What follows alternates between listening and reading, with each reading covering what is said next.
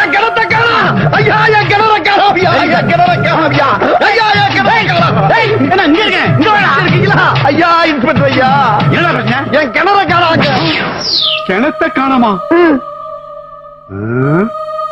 தெளிவா சொல்லு, கிணத்தை காணாமா இல்ல கிணத்து பக்கத்துல இருந்து பம்பு செட்ட காணாமா? சத்தியமா கிணத்தை தான் காணாம். மரியாதையா வந்து கண்டுபிடிச்சு கொடுங்க, இல்லன்னா எல்லாரும் உள்ள வச்சிருவேன். வாங்க வேமா வாங்க வாங்க வாங்க வாங்க.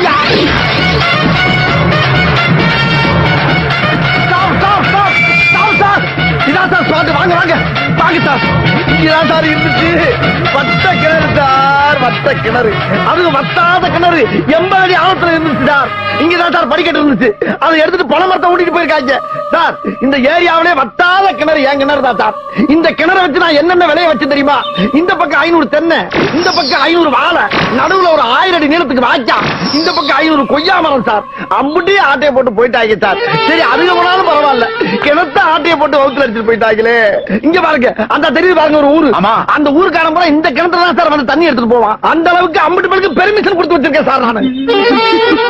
என்ன அழுக, என்னால முடியல. பாத்தீங்களா சார், பாத்தீங்களா?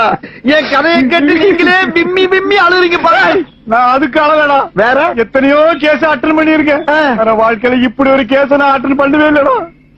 கிணறை காணாமனு ஒரு கேஸ் ஆடா. அதாண்டி கேஸ். போதும்டா. என்ன ட்ரெஸ் கலட்டுறா? ஒருவேளை இதை கிணறு தோண்ட போறானோ?